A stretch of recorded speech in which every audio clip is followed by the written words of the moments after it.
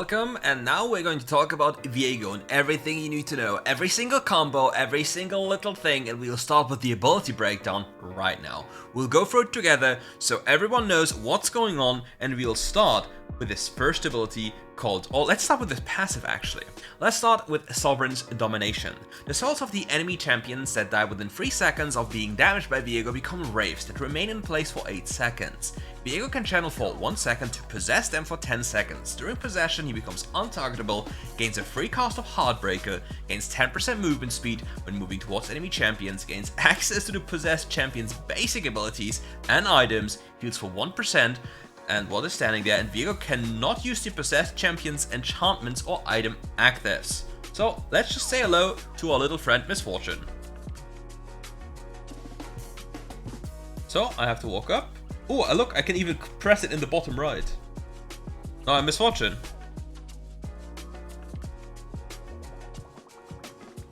And my ultimate is off cooldown again. Very cool. Now, what is next that we have to talk about? Well, basically, first off, during fights, this will be your gameplay move, right? If you go in and execute an enemy and instantly kill them, you will gain some time of being invulnerable, and that will allow you, to basically streak. And once you're streaking, the enemy can't really do anything to you anymore, because you get an entirely new set of abilities that will allow you to just go back into the fight with the reset of your ult ability as well, and you just blast everything you have on cooldown right into the enemy's faces, and then you go for another reset, and you get the idea. It's basically like a Katarina champion, but as a tank. Now forward to the first ability, Blade of the Ruined King. Attacks deal a bonus physical damage equal to 5% of the target's current health. This is a scaling thing. If you're lower level, it's lower. If you're higher level, it scales up to 5%. After damaging an enemy with an ability, Viego's first attack against them within 5 seconds strikes twice, dealing physical damage equal to 20% of AD, and healing yourself for 52% of the damage dealt. This is also scaling, so keep that in mind. The active portion is dealing physical damage in a step forward that is also scaling with your critical strike chance, and the ability's cast time is reduced with attack speed. Something that's very notable is that your honored effects are also applied twice, so take a good look. I step, and now look at the damage. You gain 2 Conqueror stacks. You hit twice. You apply Blade of the Ruined King twice, which means, if you take a look at this, you apply Blade of the Ruined King passive from your champion twice, as well as this item's passive, also twice. And since you're a melee champion, it's 9%. So your upfront damage, like this, is enormously high. This is a 100 armor dummy. Yes, I'm full build right now, but still, it's very high entry damage.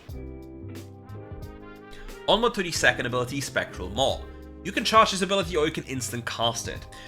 The charging ability is Gathers Black Mist and charges up for 3 seconds, slowing yourself down by 10% during this period. Once you cast it, you dash forward and you hurl a black of Gathered Black Mist, dealing magic damage to the first enemy hit and stunning them between 0.25 seconds and 1.25 seconds. So here is the instant cast.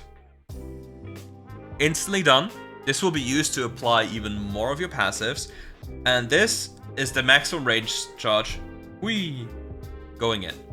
Now we can we'll talk. I think we talk about flash combos a little bit later, so stay with me. And so what are your thoughts so far about Viego? Like, just let me know, because I'm curious what you believe so far about this champion. The third ability is called Harrowed Path. Send forth a spectre that haunts the terrain hit with Black Mist for 6 seconds. While inside the Black Mist, Viego becomes camouflaged and gains 35% movement speed and attack speed. So how does this look like? First off, let's just cast it in the air. Invisible. So what changes if I hit the terrain with it? You will see something very interesting, how it starts just curling around this terrain here. What you can do with this, you can be very cheeky. You can go for a very interesting place, as this entire thing cloaks a big portion of the map. Like, look. The entire side here is cloaked. So if the enemy team doesn't have a control wall, they will not see you. And they have to still respect you, because let's just say you go for a mid lane gank. You might be here. Now you're visible, or you might be here. They don't know where you are, which is a very big difference.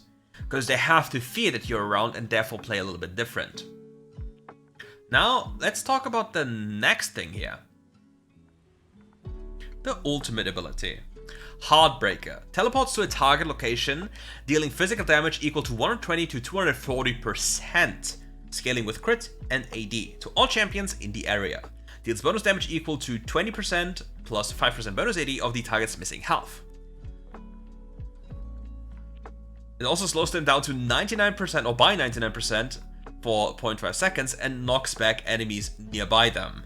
So you see like this combo here, you just jump. You just jump onto the head of the enemy. So what happens if there's another dummy close? You just get yourself 0 CDR, jump here, and one target will be knocked very far away. And you see that there will be this here. But it doesn't seem like, it seems like casting your ult only applies your passive to the target you knock back. Very weird. Maybe this is a bug. Maybe you just apply it instantly. Maybe there's something written in there that I missed. No. But yeah, that is what the things the champions do. Now, let's talk about combos on this champion. Okay. First off, to deal the maximum damage, I want you to take a close look. First off, we start the combo with an auto attack. Then we instantly use our first ability. And then we auto attack again. That is the first part, okay? So, again, let's do it relatively slow here. We start with an auto attack, Q, auto attack, auto attack. Boom. 4 Conqueror stacks instantly. 2.4k damage on a dummy because, well, Blade the Rune King passive. Now, we just add even more to the mix. Now we're going to do auto attack, Q, auto attack, second ability, auto attack. Okay. Now we'll wait, and then we'll do it instantly again. Okay. Instant combo, super fast, high damage. You get your Conqueror stacked so fast you have no idea. The next thing you can incorporate into this combo is using your ultimate if you believe that you're going to get CC'd. So again, auto attack, Q, auto attack, second ability, auto attack, ult. Okay. Let it all disappear again.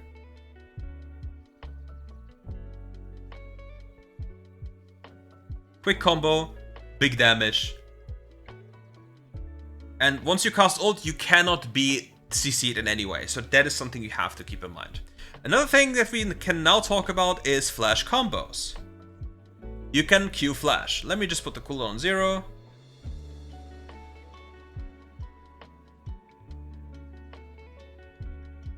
You can also W flash. You see the range? Just need to be careful to not flash to Narnia.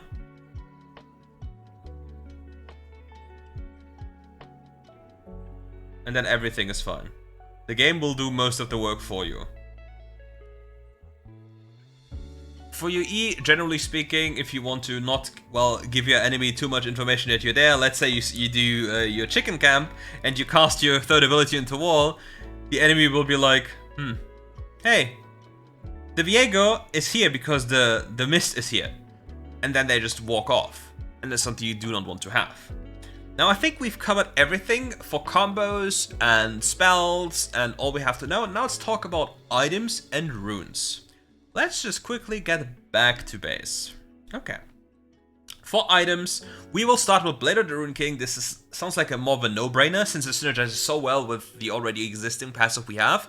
The only issue I could potentially see with this is that our champion might be too squishy. So we have Blade of the Rune King, high attack speed, a lot of on-hit damage, very good into like chunky champions, combined with our first ability here, dealing also physical current damage. Health. The second item we have is Trinity Force. Here we can already make two distinctions. Number one, Trinity Force is very good when it comes to jungle clearing, dealing high amounts of damage. The issue is sustain. So alternatively, what you can do is you can put in a Divine Sundra. Divine Sundra, in the way you trade, since you use your first ability so many times, will allow you to sustain quite a lot as you're healing quite a lot from the Spellblade procs. After this, we have to invest into more tanky options. The issue with Viego is, Viego doesn't really have as much base damage. I think he has 107 AD on 15, so Starrick's Gauge only quote-unquote grants him like 53 AD.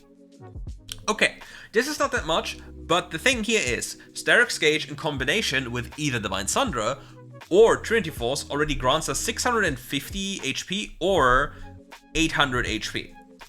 With this in combination with, for example, defensive boots, we have 950 bonus HP, which makes Starrick's passive, so take a good look, Lifeline, damage that puts you below 35%, grants you a shield to 75% of your bonus HP.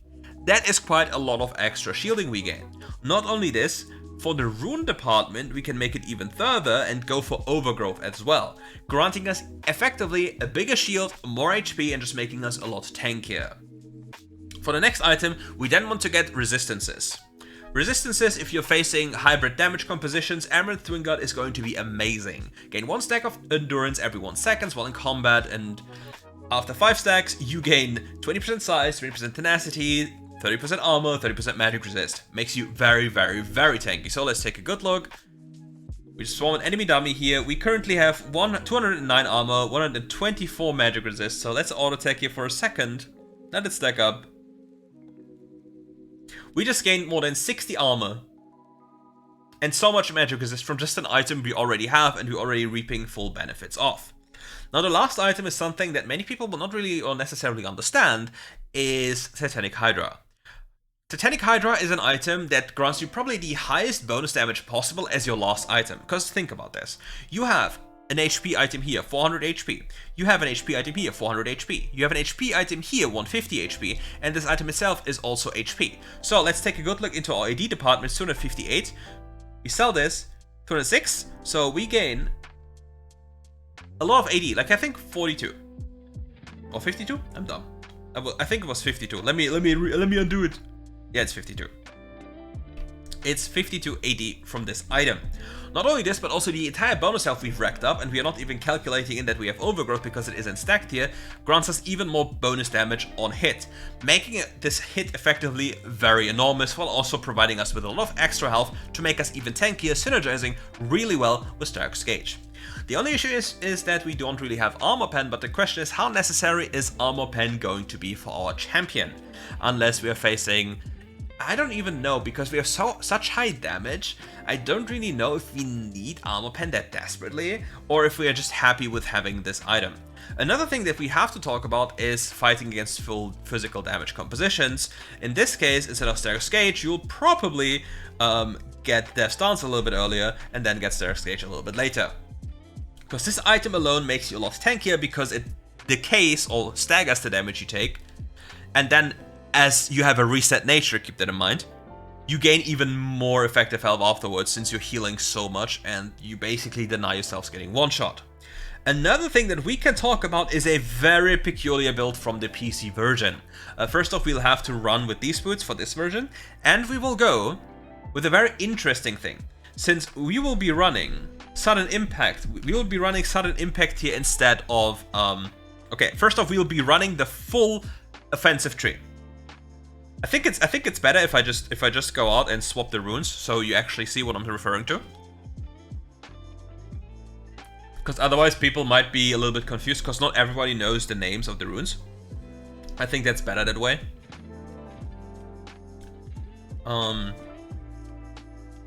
Where's my Viego Sheen? There's my Viego. Okay. So, we'll be then utilizing...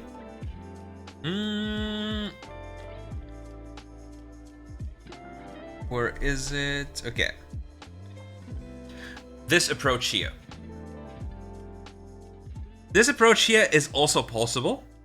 This will grant us a lot of extra lethality, and keep in mind, since we're using our second ability with a lot of movement and the bonus movement speed from Yuma's Ghostblade, we can be very fast around the map and potentially snowball quite a lot.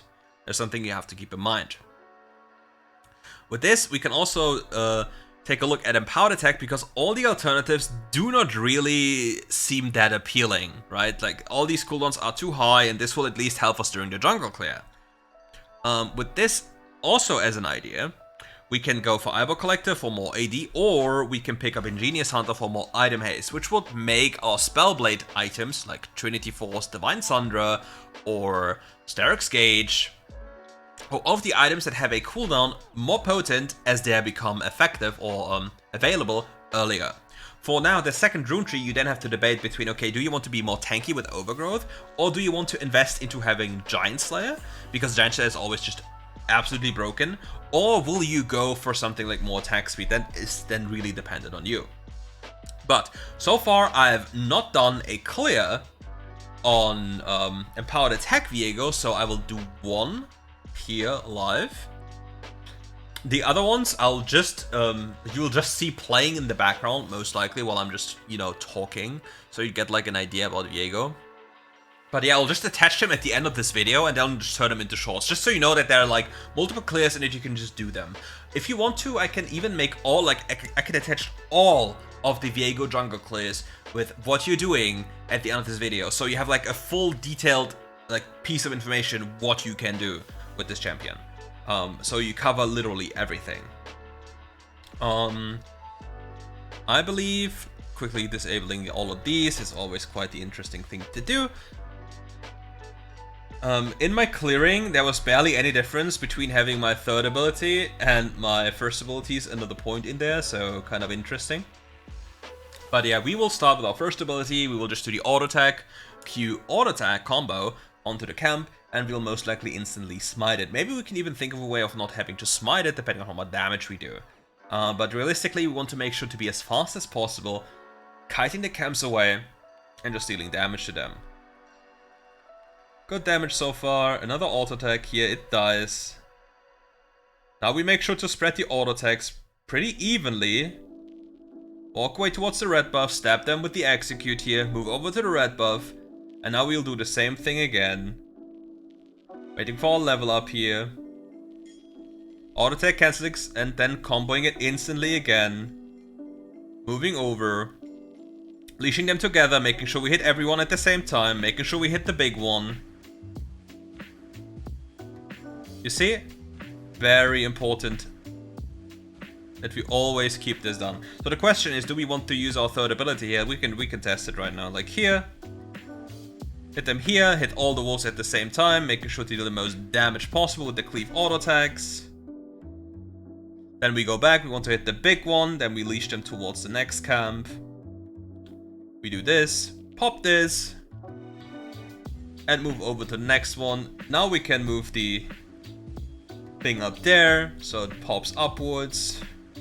We will not use a smite charge here, we will not want to reset this, we nearly reset this. Quick comboing this, wanting to use smite late because of the bonus damage we have on max HP, and be full clear at 142-ish, and we are at Scuttle Crab. Et voila. We can do another one. I will do another one from the other direction with the same roots. So you have the idea.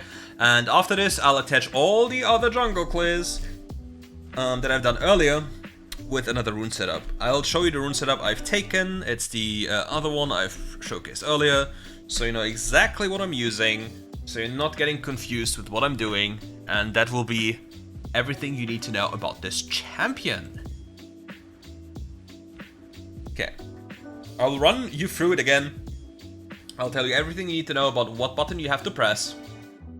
And then you'll be happy gamers, not having to think 50 times about how to clear jungle, what to do, because your champion is a very powerful full clear jungle, because the moment you're at level 5, you have much more abilities to gank, since your ultimate can be used to deny the enemy any ability of escape, since you're literally flashing or blinking after them while also dealing damage. And once they're already low, you deal even more damage, so yeah.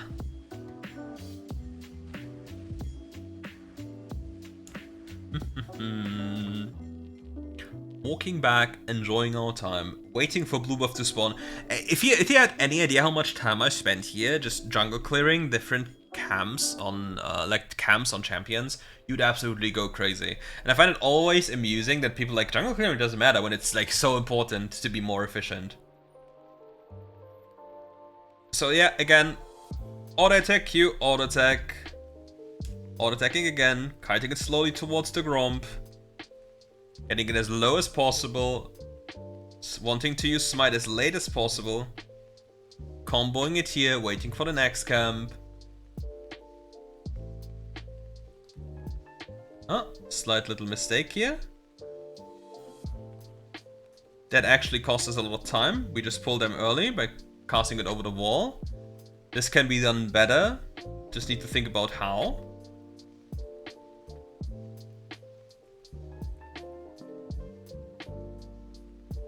The transition here is a little bit weird because I like to pull it over here. The thing is, it gets really stunned for a long time, and now it's an entire mess, as you see, because the chickens are completely confused. Look, where did the chickens go? Where did my chickens go? I didn't kill them all, did I? Did they just disappear or what? Is it a bug? What just happened?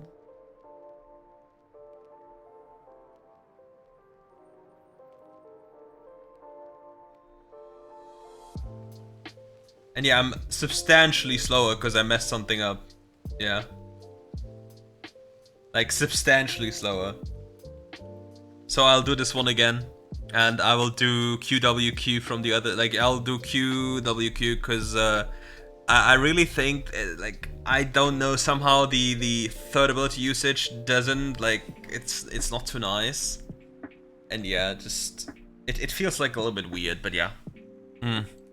Now we have to wait again until we load in, and then you get everything thrown at your face, like a lovely jungle clear. The lovely adventure of jungle clearing with yours truly.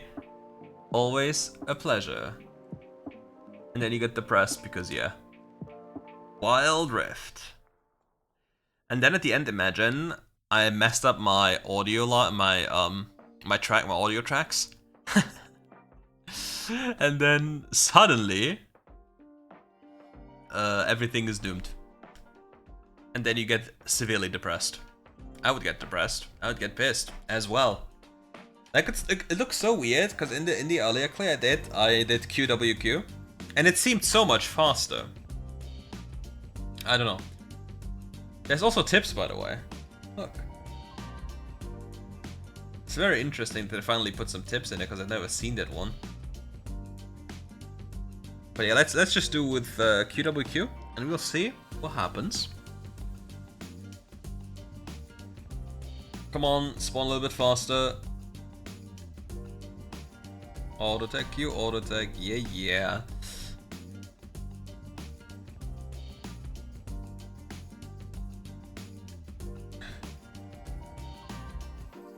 Kind of an unfortunate transition because empowered attack really doesn't do anything here for us.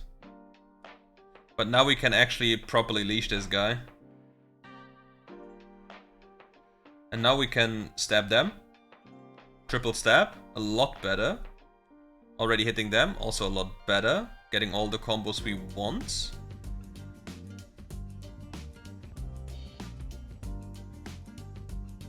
Okay, and now we just go with another Q. The issue is, again, I'll probably just not leash them at all over the wall, it's something you can do. I just go for a nice stab. I do so much damage to that guy, but now I can do this. And instantly pull the red buff, making it a lot easier. Always try to animation cancel your stuff.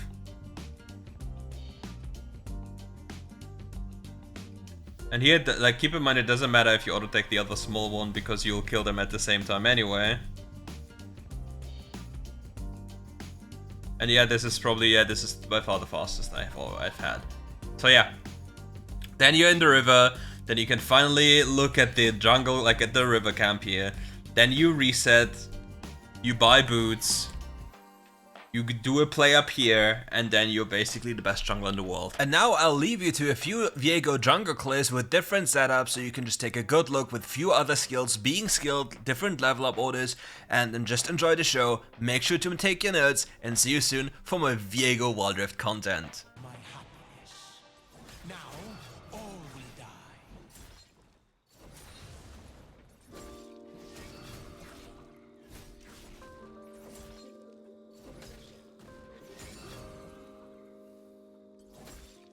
What is lost is